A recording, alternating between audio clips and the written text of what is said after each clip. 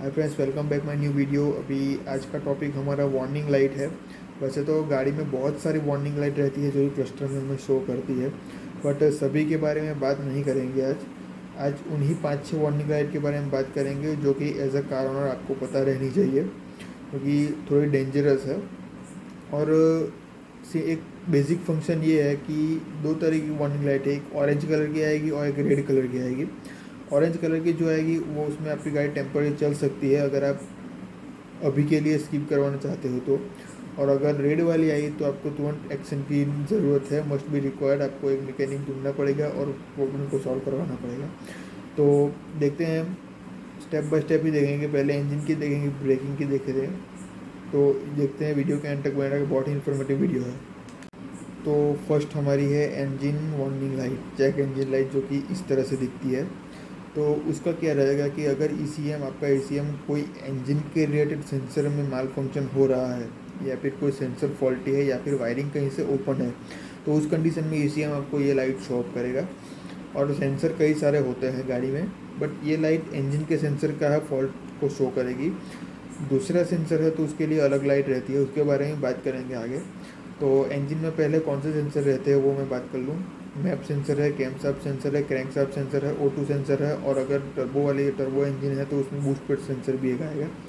तो ये सारे कंपोनेंट रहते हैं जिसके में प्रॉब्लम आएगा तो ये लाइट शो करेगी। अगर ये लाइट शो कर रही है तो आपको किसी मैकेनिक को दिखाना है। अगर मैकेनिक ये कह रहा है कि अभी टेम्पररी आप स्किप कर सकते हो इस लाइट को, स्किप मतलब टेम्पररी मैं इसलिए बोल रहा हूँ कि कई बार क्या रहता है कि आप कहीं पे घूमने जा रहे हो और उस टाइम पे ये लाइट शो करती है कई बार। तो उस टाइम पे आपको इस पर काम करवाना है, या फिर आप अपनी ट्रिप एंजॉय करके ख़त्म कर लो, उसके बाद काम करवाओगे, तो ये किसी मैकेनिक की सलाह लेकर करना है। बट अगर ये इंजन की जो वार्निंग लाइट है वो आपको ब्लिंकिंग कर रही है, ब्लिंकिंग का मतलब बहुत डेंजरस है।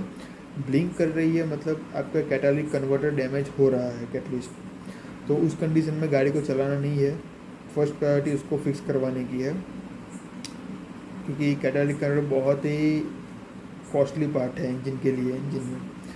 तो इस पर एक ध्यान देना है कि पहले काम करवाओ, उसके बाद अपनी ट्रिप को एंजॉय करो। ज़्यादा मोटा खर्चा आएगा अगर ऐसा नहीं किया तो फर्स्ट हमारा ये है।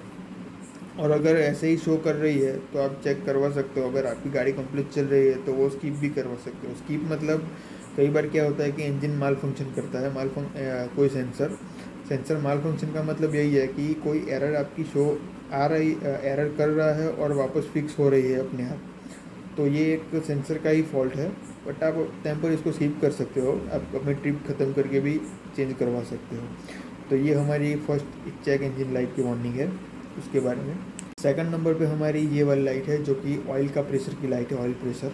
तो oil pressure light, oil pressure switch रहती है गाड़ी में जो कि इंजन के टॉप पे लगती है, हेड पे।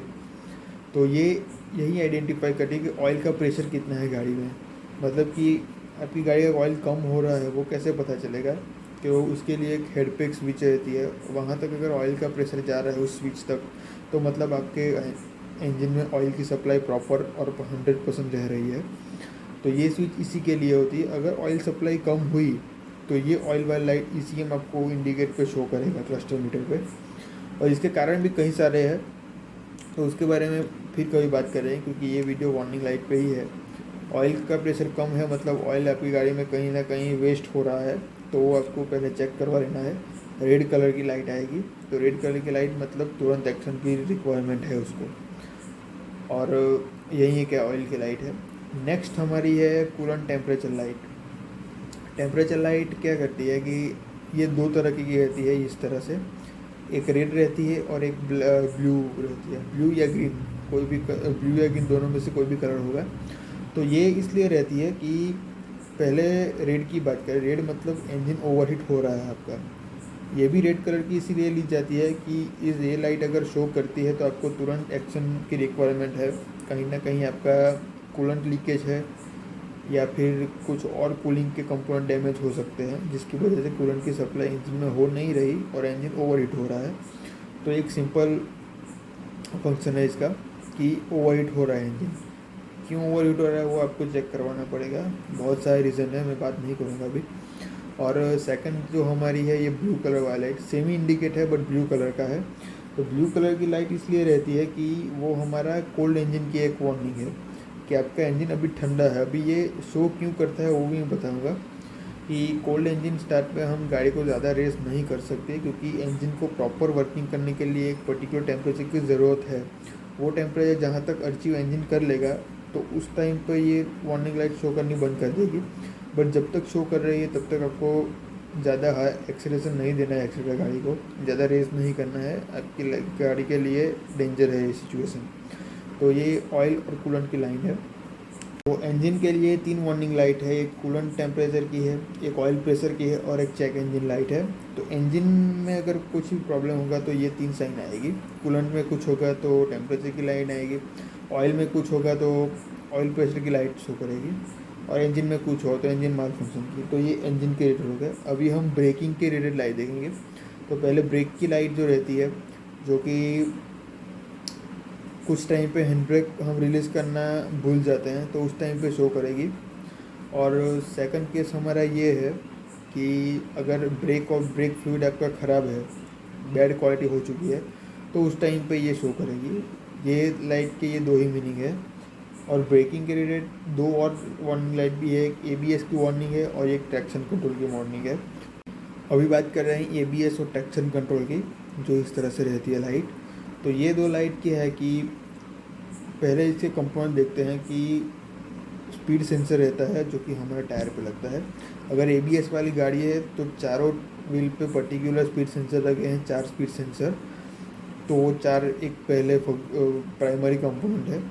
उसके बाद आएगा हमारा ECM और ECM के साथ आएगा ABS मॉड्यूल, ये 2 कंपोनेंट है। और उसके बाद ब्रेक फ्लूइड वाली लाइन पूरी आएगी, तो ये कंपोनेंट है। अगर इस कंपोनेंट में कोई भी में कुछ प्रॉब्लम हुआ तो चेक ABS की लाइट शो करेगी, और कई गाड़ियों में चेक इंजन लाइट भी शो कर रही है। और प्रॉब्लम हमारा ABS मॉड्यूल फॉल्टी ऐसा आएगा चेक इंजन लाइट पे। और ABS में क्या फॉल्ट होगा कि अगर आपका कोई पर्टिकुलर स्पीड सेंसर ख़राब है कोई एक व्हील का, तो एक टायर से आप इंजन के ECM को स्पीड नहीं मिल रही है, तो उसके लिए वो वार्निंग शो करेगा, स्पीड सेंसर का वार्निंग शो करेगा वो। तो अगर ये लाइट आ रही है और स्पीड सेंसर की एरर है, जो कि कोई मैकेनिक ही आपको बता सकता है किसके लिए है, तो आप टेम्पररी उसको स्किप कर सकते हो। बट अगर ABS मॉड्यूल में कोई सोलनॉइड ख़राब है तो आप स्किप नहीं कर सकते, क्योंकि ये बहुत डेंजरस सिचुएशन है। ब्रेक कोई भी टाइम पे फेल हो सकती है अगर ABS मॉड्यूल में कुछ फॉल्ट है तो। एक टाइम पे स्पीड सेंसर का फॉल्ट अगर हो रहा होगा इस एरर पे तो आप स्किप कर सकते हो, बट ABS मॉड्यूल का फॉल्ट है तो आप स्किप नहीं कर सकते, उसको आपको पहले ही काम करवाना पड़ेगा, तो ज़्यादा सेफ रहेगा आपकी गाड़ियों के लिए। और ट्रैक्शन कंट्रोल का भी सेम यही सिचुएशन है, क्योंकि वो कहीं ना कहीं ब्रेक कंपोनेंट का ही पार्ट है ट्रैक्शन कंट्रोल, और उसको भी ऑपरेट करता है ABS मॉड्यूल ही उसको ऑपरेट करता है। तो सिचुएशन सभी सेम रहेगी इस ट्रैक्शन कंट्रोल में भी, बट वो भी थोड़ा डेंजरस है अगर वो भी कुछ फॉल्ट में है तो वही चीज़ है। ये 2 लाइट का ज़्यादा कुछ डिटेल नहीं है इसका, वही ABS का फॉल्ट हो सकता है या तो स्पीड सेंसर का फॉल्ट हो सकता है। तो ये 2 चीज़ है। अभी नेक्स्ट पे जाएंगे हम। नेक्स्ट हमारी है बैटरी वार्निंग लाइट। तो ये बैटरी वार्निंग लाइट तभी आएगी जब आपका जो ऑल्टरनेटर है वो फेल हो चुका है। अगर फेल नहीं हो रहा है और चल रहा है तो वो प्रॉपरली 12 वोल्ट बैटरी को प्रोवाइड नहीं कर पा रहा है, तो उसकी वजह से ये लाइट आएगी। तो अगर बैटरी की लाइट आपको शो कर रहा है तो आपको बैटरी को भी चेक करवाना है। अगर बैटरी, ज़्यादातर केस में बैटरी फॉल्टी नहीं हो सकती है, ऑल्टरनेटर ही फॉल्टी हो, क्योंकि ऑल्टरनेटर बैटरी को पूरे 12 वोल्ट नहीं मिल रहे हैं, उसी के लिए ये लाइट आ रही है। और 12 वोल्ट क्यों नहीं मिल रहा है उसका रीज़न ऑल्टरनेटर ही होगा, बाकी बीच में कोई कंपाउंड नहीं रखता है।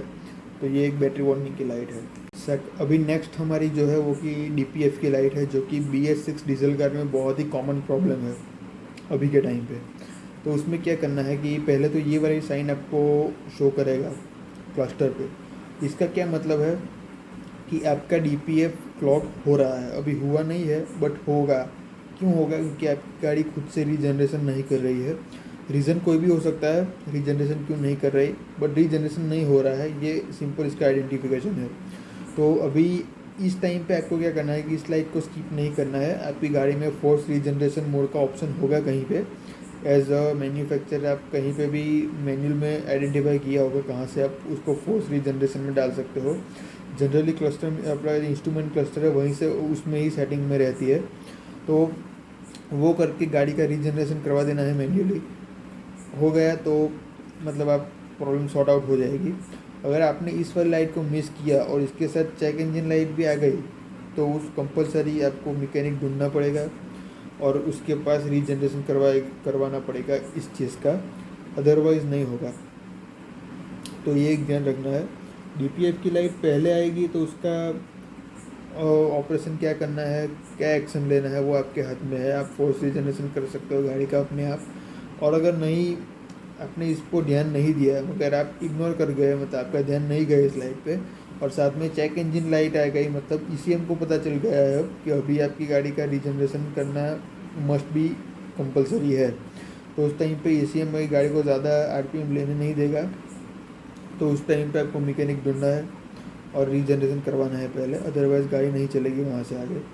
तो ये दो पॉसिबिलिटी है इसकी, बाकी इसमें भी कुछ नया नहीं है और यही है डीपीएफ का। अभी लास्ट में हमारी है टीपीएमएस वार्निंग। अभी टीपीएमएस वार्निंग इतनी मेजर नहीं है, बट मैं इसलिए बता रहा हूँ कि कई बार आप टायर का रोटेशन जो करवाते हो, अगर आपकी गाड़ी में टीपीएमएस है तो ये क्या करता है कि अगर राइट वाला व्हील है, राइट आगे वाला, फ्रंट राइट, फ्रंट रियर, तो उसके हिसाब से कैलिब्रेशन किया है। अगर आप व्हील का रोटेशन करवा रहे हो तो रोटेशन करने के बाद आपको फिर से कैलिब्रेशन करना पड़ेगा, क्योंकि अगर आगे के टायर आप पीछे डलवाओगे और कैलिब्रेट नहीं करवाओगे तो पीछे का टायर की जो हवा है वो आगे वाले सेंसर में दिखाएगा आपको क्लस्टर में कि आगे वाले व्हील में हवा कम है। तो ये एक चीज़ ध्यान रखनी है टीपीएमएस सेंसर में। अगर आप टायर के रोटेशन करवा रहे हो तो रोटेशन करवाने के बाद कैलिब्रेशन करवाना कंपलसरी है, वरना आपकी गाड़ी में दिक्कत आ सकती है। मैं ये नहीं बोल रहा हूँ कि करवाना ही है, बट आप सोचो अगर फ्रंट व्हील में कैलिब्रेशन हो रहा है, वो व्हील को आप वहाँ से निकल के पीछे लगा रहे हो, तो ईसीएम को कैसे पता चलेगा कि वो व्हील पीछे लग गया है? आपको कैलिब्रेशन करना पड़ेगा, उसी से पता चलेगा ना। आप अगर कैलिब्रेशन नहीं कराओगे तो आपको क्लस्टर में फ्रंट की एरर बताएगी और प्रॉब्लम होगा पीछे वाले टायर में। तो ये चीज़ हो सकती है और हुई है, इसलिए मैं बता रहा हूँ। तो ये टीपीएमएस में यही एक ध्यान रखनी है, टीपीएमएस वार्निंग में। और फिर तो नॉर्मली उसका फंक्शन है, अगर हवा का प्रेशर जो है वो आपको शो करेगा, उसमें ज़्यादा नहीं है। तो यही थी 5-6 वार्निंग लाइट जो कि एज अ कस्टमर ऑनर आपको पता रहनी चाहिए गाड़ी में। अगर एक गाड़ी आप चला रहे हो तो जो कि मेन रहती है गाड़ियों के लिए। तो अगर ये वीडियो अच्छा लगा तो लाइक करना, शेयर करना। और कोई और वार्निंग लाइट है जो कि मैं वीडियो नहीं बना रहा हूँ क्योंकि वो कस्टमर के लिए इम्पोर्टेंट नहीं है, कार ओनर के लिए, मैकेनिक के लिए इम्पोर्टेंट है, तो उसके अभी नहीं देखेंगे, उसके बारे में फिर और बात करेंगे। और अगर इसके अदर भी कोई लाइट है जिसके बारे में आपको नहीं पता और आप जानना चाहते हो तो मेरे को कमेंट सेक्शन में बताना, उस पर भी वीडियो बनाएंगे और आपके प्रॉब्लम को सॉर्ट आउट करेंगे। ठीक है, तो लाइक, शेयर एंड सब्सक्राइब। मिलते हैं किसी और वीडियो में किसी और इन्फॉर्मेशन के साथ, तब तक के लिए बाय बाय।